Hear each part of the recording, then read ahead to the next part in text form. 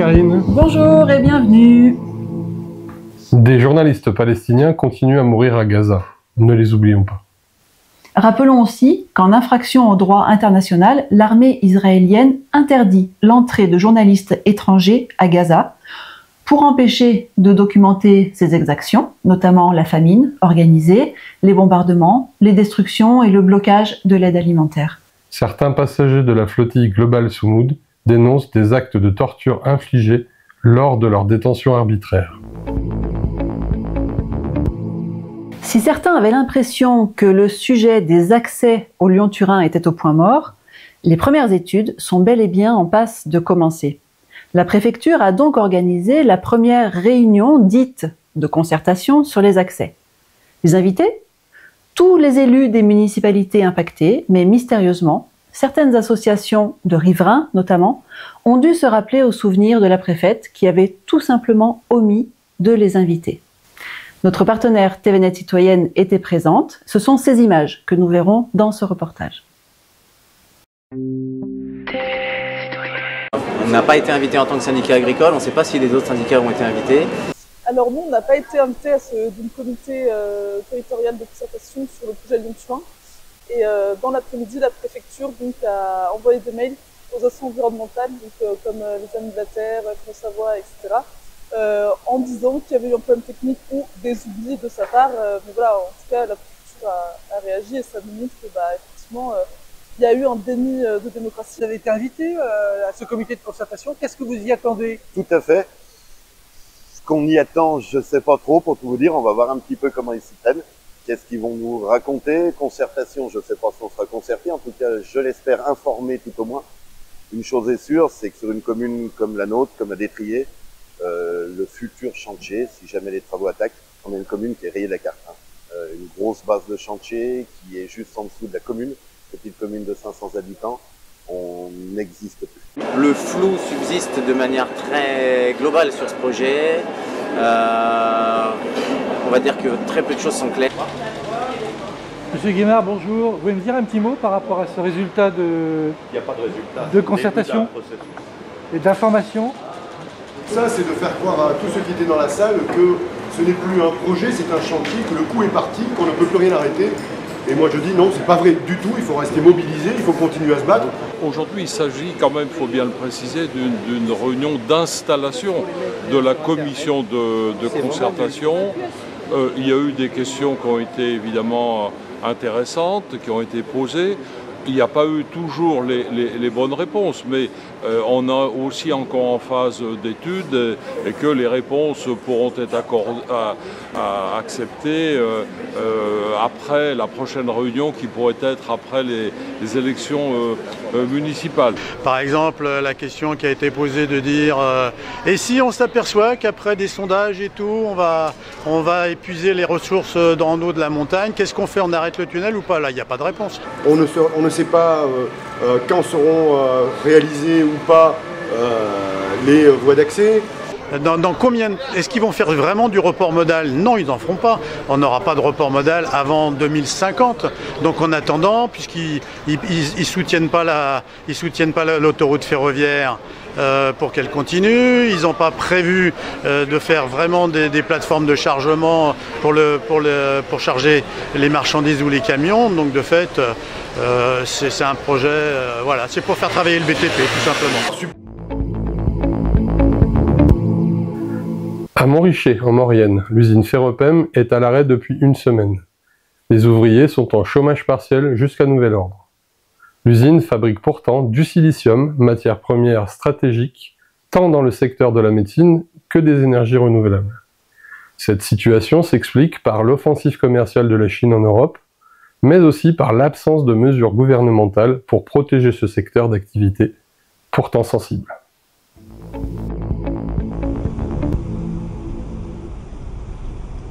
Donc là, le quotidien de l'usine, là, c'est quoi ces jours-ci?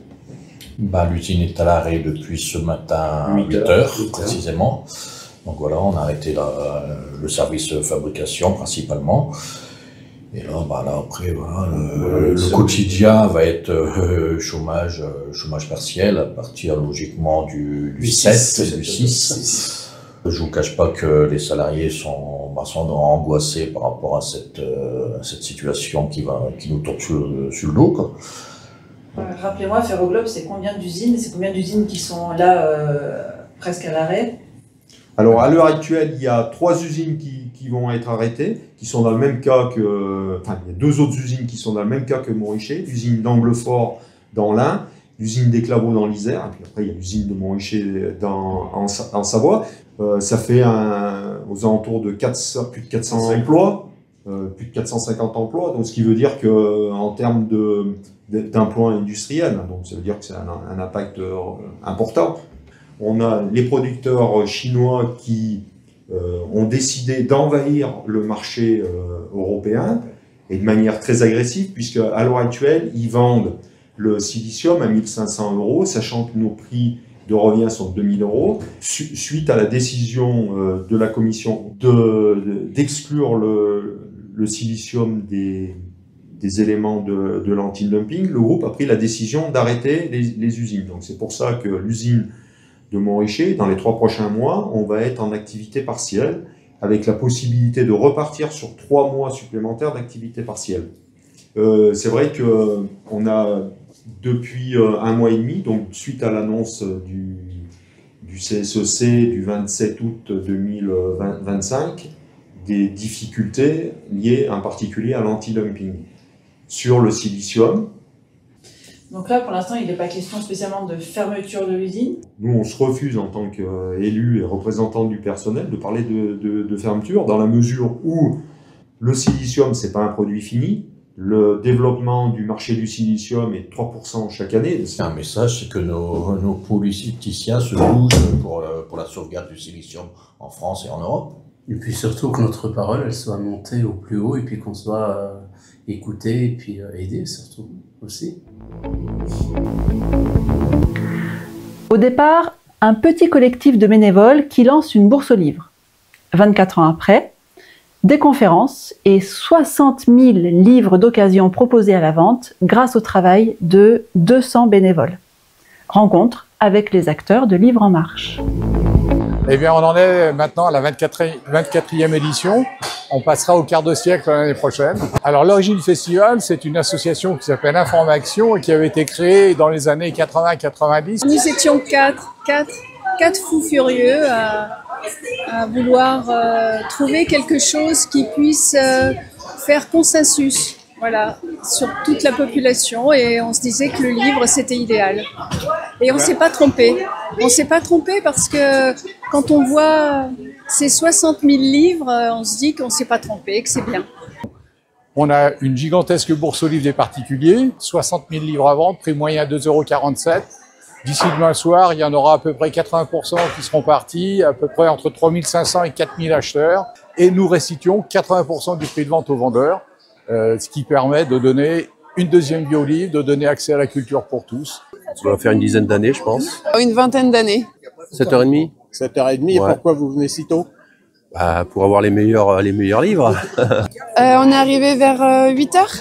Bonne heure, 8h15. C'est un salon traditionnel des écrivains pour faire des rencontres et des dédicaces. Il y a 14 tables rondes, 30 ateliers de création pour permettre aux enfants de faire ce lien entre l'imagination et le livre. C'est pas rien que ce week-end, ça commence au mois de janvier, ça finit au mois de décembre, et on a 200 bénévoles qui s'engagent sur cette belle action qui est Livres en Marche. On numérote tous les livres, on les vend et puis on retrouve les vendeurs le dimanche soir pour pouvoir leur rendre leurs livres. On a écrit le logiciel, mais ça fait 25 ans qu'on l'écrit, donc petit à petit, ça s'améliore chaque année. Oui, une aventure qui a beaucoup grandi, beaucoup évolué. Et puis qui est de plus en plus professionnel, je crois. Parce que c'est très agréable de fouiner, et puis c'est très bien organisé, et on est beaucoup de choix, et c'est formidable, quoi. On adore ça. J'adore lire, et il y a plein de choix de livres d'occasion de toutes sortes. Ici, on en profite, on fait le plein, 200 livres en moyenne à chaque fois.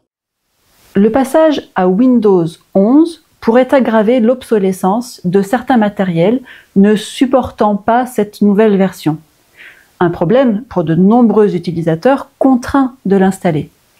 Par ailleurs, de nombreuses organisations ont dénoncé les risques liés au transfert des données à Microsoft, notamment les données de santé. Alors, quitter Windows et son monde?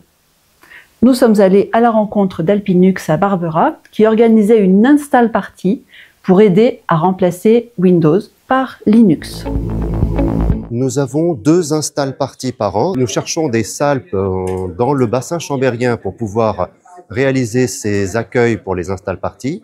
Et la mairie de Barbera a bien voulu nous mettre à disposition cette salle. Ça consiste à inviter des gens à venir faire installer sur leurs ordinateurs des logiciels libres et gratuits pour pouvoir enlever Windows et installer Linux, plus une série de logiciels qui permettent d'aller sur Internet, de faire du traitement de texte, du calcul.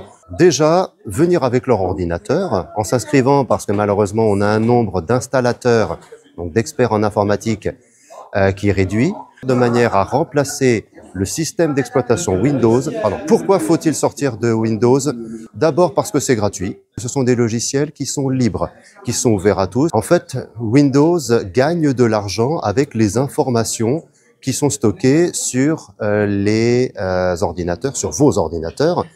Linux ne fait pas ça. Cela fait quelques années que je suis sous Linux et je circule sur Internet sans antivirus. D'abord par Internet, à l'adresse www.alpinux.org. Nous avons 2 réunions par mois, le 1er et le 3e jeudi de chaque mois à la Dynamo à Chambéry-le-Haut. Alors, c'est 2 séances par mois les jeudis soirs. Nous faisons soit des installations, soit des soutiens, des aides, des réparations. Je vous remercie. Le 5 octobre s'est tenu à Paris un meeting pour la paix. De nombreuses personnalités sont venues du monde entier pour rappeler qu'il est plus que jamais vital d'appeler à la paix plutôt qu'à la guerre. Le meeting international contre la guerre s'est tenu le 5 octobre dans un dôme de Paris plein à craquer, avec plus de 4000 participants réunis pour l'événement. Pendant 3 heures, les prises de parole se sont succédées pour dénoncer les politiques guerrières et antisociales à travers le monde. Du conflit en Palestine, avec la présence de Mahasen Ned El Hadi, et d'Orly Noy, venues toutes 2 de Palestine. Au conflit en Ukraine, représenté par Andrei Konovalov, militant ukrainien, et Elisa Smirnova, militante russe, engagés ensemble pour l'arrêt de la guerre au sein du mouvement La paix par en bas. D'autres figures internationales étaient également présentes, comme Andrew Basta, membre des Democratic Socialists of America, ou encore Zara Sultana, députée britannique et cofondatrice du mouvement Your Party, aux côtés de Jeremy Corbyn. Ce meeting a été un véritable succès et un nouveau rendez-vous est déjà annoncé à Londres en 2026.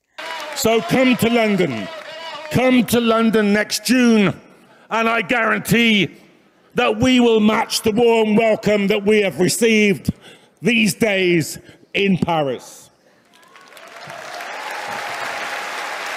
Avec toujours les mêmes mots d'ordre, non à la guerre et aux attaques contre les acquis sociaux, non au budget de guerre et aux fauteurs de guerre, non aux politiques de guerre, d'où qu'elles viennent. Le mouvement Indignons-nous, bloquons tout, qui a débuté le 10 septembre et s'est poursuivi avec une nouvelle mobilisation intersyndicale et citoyenne le 18 septembre, a fait l'objet de nombreuses vidéos montrant des policiers commettant des violences à l'encontre de personnes pacifiques. Si l'on entend souvent parler de force de l'ordre et de monopole de la violence légitime pour la police, que nous disent les textes qui régissent notre démocratie? Il est vrai que de nombreuses images font froid dans le dos et limitent l'envie d'aller manifester. C'est le premier problème dans une démocratie où la liberté de manifester doit être garantie par la force publique. Dès 1789, les excès de la police sont bien pris en compte.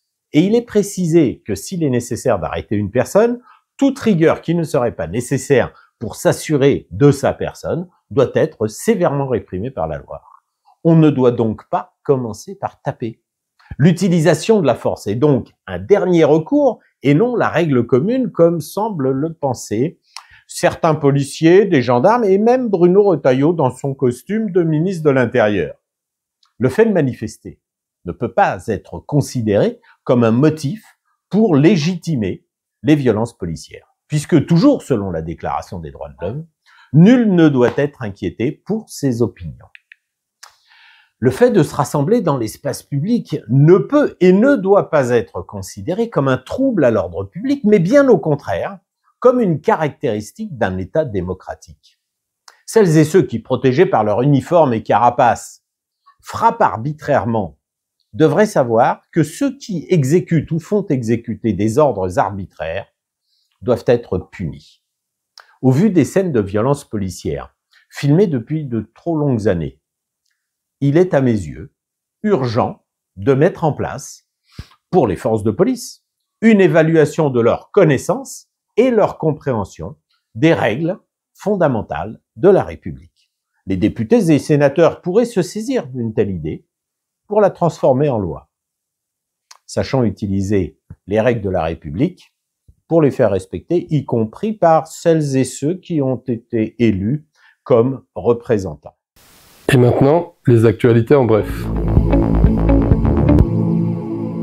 La Global Soumoud Flotilla a été illégalement arraisonnée dans la nuit du 1er au 2 octobre par l'armée israélienne. Cette flottille, composée de 44 navires, comptait parmi ses participants 33 Français qui ont été kidnappés et incarcérés pour avoir tenté de briser le blocus imposé à Gaza.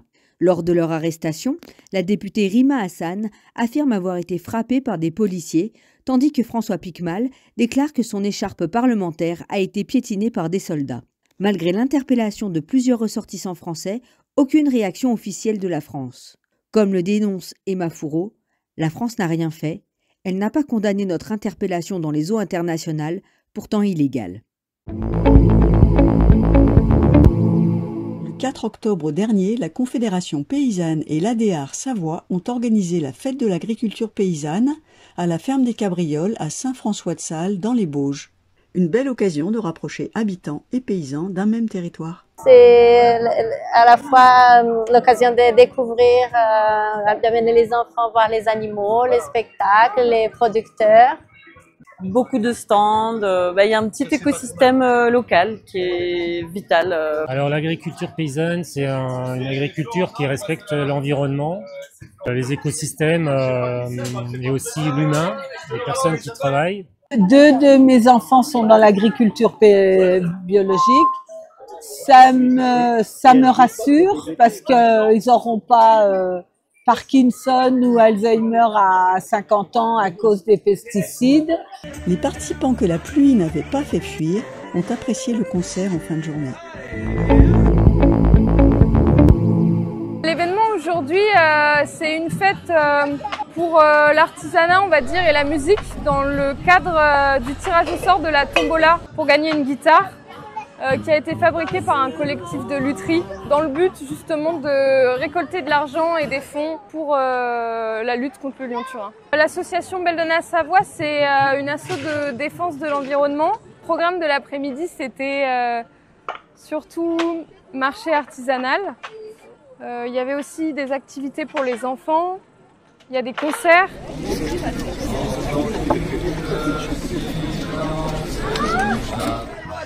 Oh, ils sont mignons ces oiseaux.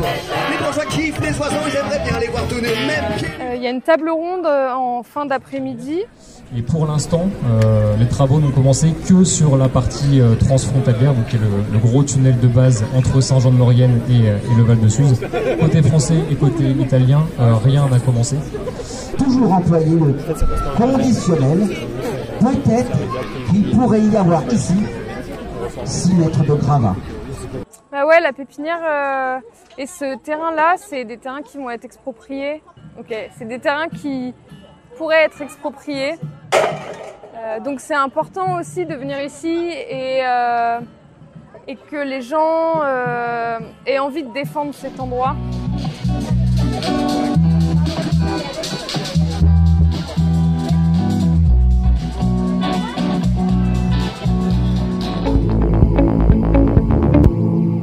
Vendredi 27 septembre 2025, à l'auditorium de la Léchère, les associations ACPLL et Bien-être ont présenté leur projet Technopole Tarentaise Innovation. Projet concurrent à l'installation de l'entreprise Ugiring de Suistel. Devant 200 citoyens de la vallée, il a été présenté d'abord le projet de Swistel, comme annoncé lors de la réunion publique de la préfecture. Puis le projet élaboré par le mouvement citoyen et des experts de l'environnement, orienté vers l'artisanat, les formations professionnelles, l'habitat et une solution écologique pour utiliser des terres polluées. Un débat a suivi qui a démontré une difficulté à joindre les élus du secteur. Et une proposition du collectif citoyen de racheter les terres au prix vendu n'a pas été prise en compte. Une réflexion des citoyens de s'impliquer vers l'engagement au municipal s'est fait ressentir. Un moment convivial a clôturé ce débat et a permis à des personnes de rejoindre le mouvement. L'occasion pour les écologistes de retrouver leurs élus et l'on pouvait croiser Éric Piolle et des conseillers régionaux. C'était aussi l'occasion d'évoquer lors des tables rondes l'économie verte. L'objectif de traiter des façons de concilier l'économie avec la protection des ressources. Donc quand on parle des éco-conditionnalités, il y a grosso modo 4 critères. Mais aussi pour des associations ou collectifs de présenter leur lutte. Une expression politique également contre l'extrême droite. On se réunit pour étudier et suivre de près les actions fascistes en tout genre, mais du RN en particulier. Le refus du nucléaire était évidemment présent à cette rencontre. La librairie Les Pages Libres à Entremont nous parle de son coup de cœur littéraire. Alors l'idée de monter une librairie, elle est venue il y a un petit moment. J'ai commencé par une rencontre avec un libraire qui avait une librairie mais vraiment au bout du monde. Et je me suis rendu compte que c'était possible. Et l'idée de créer un café-librairie dans un endroit comme ici où il y avait plus de commerce, c'était les deux choses qui m'ont stimulée. Et j'ai ouvert en 2013. Ça a été pendant longtemps en itinérance. Et je me suis installée ici il y a 6 ans, donc en 2019. Alors ma librairie, c'est une petite librairie indépendante. Elle fonctionne à mi-temps. On peut avoir à peu près tous les livres en commande notamment. C'est aussi une librairie où on va trouver des livres d'occasion. C'est aussi une librairie qui a gardé le goût de l'itinérance et du coup je continue à sortir des sélections sur des manifestations. Là en ce moment par exemple je suis en train de préparer la sélection pour la fête de l'abeille et bientôt on a aussi la fête du livre de Chartreuse. Et puis j'essaye de développer des animations autour du conte, de l'histoire, des légendes locales auprès des groupes et des scolaires essentiellement. Alors les livres, nous on a l'avantage de ne rien recevoir des gros éditeurs, donc c'est nous qui décidons. Je dis nous parce que mon mari il est un peu dans le coup aussi. C'est du coup de cœur. En général c'est des choses qu'on aime et qu'on a envie de voir et qu'on a envie de faire partager. Sur le territoire on a la chance d'avoir plusieurs éditeurs très sympas. Il y a 2 éditeurs jeunesse particulièrement qui sont donc les Chouettes Histoires et les éditions Boule de Neige. On a aussi 2 éditeurs qui sont en bas, un à Challes-les-Eaux, la Fontaine de Siloé, ils font beaucoup de choses autour de la montagne. Et puis les éditions Gap. Donc moi mon coup de cœur c'est un premier roman, c'est Marée Rouge donc de Jean Toulko. Ça se déroule dans le nord de la Pologne après un crime, donc c'est un polar, mais ce polar une fois que ce personnage qui est mort, c'est un des grands pontes du communisme de la grande époque, et ben les langues vont se délier et les langues vont pas toujours se délier dans le bon sens, c'est-à-dire que chacun va envisager de régler ses comptes. Il y a tout un tas de choses qui vont sortir et je trouve ça très très intéressant, très bien mené. Et voilà, pour un premier roman, c'est vraiment vraiment génial. Une rubrique manquait à ce journal, l'agenda des événements à venir dans le secteur. Culture, associatif, politique, n'hésitez pas à nous avertir de ce que vous organisez et nous vous relayerons. Du 23 octobre au 1er novembre, découvrez l'exposition artistique transfrontalière, piémontaise et morinaise à la salle Fabrice Melchior de Modane. Le 7 novembre, le metteur en scène Daniel Gros revisite Carmen à Montbéliard. Réservez vos places au 04 79 84 42 23 ou directement sur la billetterie en ligne de la ville. Également le 7 novembre, le festival alimentaire fait escale au cinéma de Saint-Pierre d'Entremont avec la projection des films Transmettre de Jérôme Gindy et L'usine des animaux de Caroline Dussin et Damien Vercaerm. Du 15 novembre au 7 décembre, ne manquez pas le festival Migranscène, organisé par la CIMAD, avec de nombreux événements à retrouver sur migranscène.org. Enfin, le 17 novembre, à l'occasion de la journée de l'hépatite C, profitez d'un dépistage gratuit, sans rendez-vous et sans ordonnance. Toutes les informations sur les laboratoires participants sont disponibles sur le site de Prométhée Hépatite. Je prends quelques instants pour rappeler que l'indépendance de la presse citoyenne est une nécessité, alors même que la presse en général est menacée par des États et des actionnaires toujours plus nombreux qui tentent d'empêcher les journalistes de travailler ou de les encadrer en fonction de leurs intérêts. La France ne fait pas exception, avec la récente tentative de Bruno Retailleau de supprimer la protection des journalistes dans les manifestations, et des grandes fortunes qui rachètent les grands médias pour mieux contrôler leur ligne éditoriale. En partageant largement autour de vous le journal, vous contribuez à promouvoir une presse libre et citoyenne. Vous pouvez aussi participer à créer cette information. Si cela vous tente, écrivez-nous à rédaction@lejournalpe.fr. N'oubliez pas de vous abonner si ce n'est pas encore fait. De plus en plus de formats arrivent sur la chaîne entre les éditions habituelles. Ouvrez l'œil et activez les notifications pour être averti à chaque fois que nous postons des vidéos. C'est la fin de ce numéro. Merci de l'avoir suivi. On se retrouve le 2 novembre pour la prochaine édition. En attendant, restez attentifs à ce qu'il se passe autour de vous.